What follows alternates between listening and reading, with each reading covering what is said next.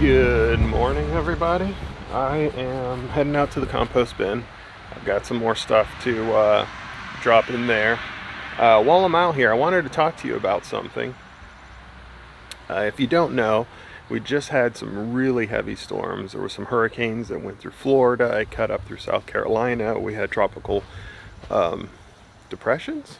I think that's what they're called. We had a lot of rain.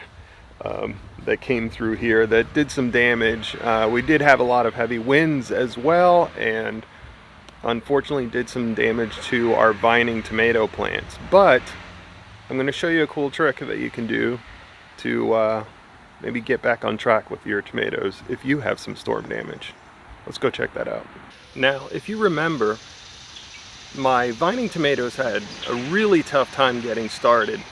In fact, I didn't have much of anything to speak of, but things have really started to take off in the last month or so, and it seems to have come right around the time the Roma tomatoes have really started to pick up and ripen, and they're coming into that nice pinkish yellow color, and they're just about to turn red. And so this is really a great time for the vining tomatoes to start picking up the slack, as the Roma tomatoes, which are a bushing type, are probably going to start dying off here real soon. Now, if you remember, I did mention we had some storm damage, and most of that storm damage really was from the wind. And so I have two different types of vining tomatoes here, or at least two different ways that I pruned them.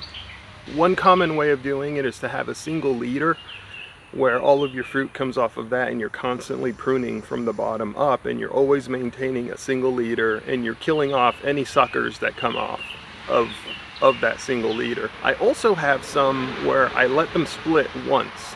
I let one sucker sort of split off, and it grows in sort of a Y pattern. Now, the nice thing about that is if your soil is rich enough, if it's fertile enough, you're going to get a greater harvest out of a single plant, and it lets you plant a little more intensely as well. The disadvantage of this approach is that if you do get heavy winds, or if the plant happens to fall down because its support isn't there, you run the chance of that plant splitting in half, which is exactly what happened to me. Unfortunately, a lot of tomato plants, they tend to have pretty thick stalks on them, but the stalks themselves are very weak, and so they do need support, and if they ever happen to fall, there's a good chance they're going to split. So what I ended up doing was taking the weaker of the two wherever it happened to split, and I cut it there. The leader that still had most of the meat of that vine attached to it, I left that one alone, and sort of that Y shaped tomato plant now became a single leader plant. Now the question is, what do you do with the other half? You might be inclined to just throw it away, throw it in the compost bin, do something with it, right? In reality, you don't have to. What you have now is effectively a cutting, and you can propagate that cutting and make even more tomato plants. Now granted, we're pretty late in the season right now, but that doesn't mean that we won't get maybe at least one or two extra tomatoes, and why not, right? If you have the space, which we do because we're moving out the old crop of green beans, which is leaving enough room there to start another crop of tomatoes. But it's a little late to start from seed, but if we have cuttings, we can propagate those.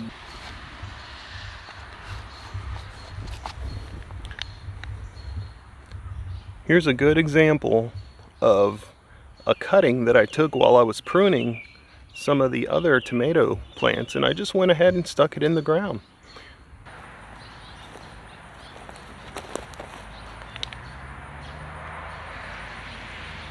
Tomato plants are surprisingly resilient. This plant here, for example, you noticed was cut at the top. Most likely some deer or something came and chewed on it, but we have some suckers here that I'm allowing to grow in hopes that it will continue vining from there.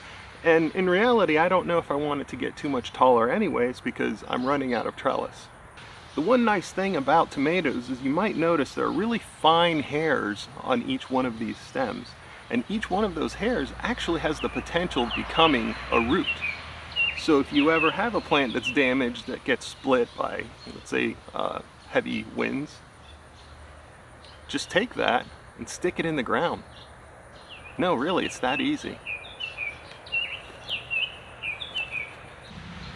Now, the important thing to remember here is when you are propagating these tomatoes that you're just taking from these cuttings or pieces that have been broken off, is you want to bury it really deep. Don't be afraid. There's no such thing as burying it too deep, because if it really does get too deep, that will kind of just wither away and roots will start to form wherever they feel most comfortable. If you put it too shallow, you're going to run the risk of the plant drying out, and it will eventually die. If you plant it nice and deep and you give it a really good, I mean, I'm talking 6 inches even, you make a hole with a little hand shovel as deep as 6 inches, you stick it right into the ground, pack that soil up next to it nice and tight, and give it a good watering. You'll want to continue to water it every single day for maybe about the first week. And honestly, about a week in this nice warm weather, and you're probably going to start getting roots, and you'll start to notice that it's going to need your help less and less. It's not going to look so withered during the day. And all of a sudden, you have a new tomato plant. And it really is that easy. So I guess that's everything. That's all I wanted to say today, is to let you know that if you wanted to propagate your tomatoes, it's not that hard. It's actually pretty easy. They're not all going to survive, but tomatoes are extremely resilient plants. So with that, I'm going to head back inside, and I hope you guys have a wonderful day, and as always, y'all be good to each other, and I'll see you on the next one.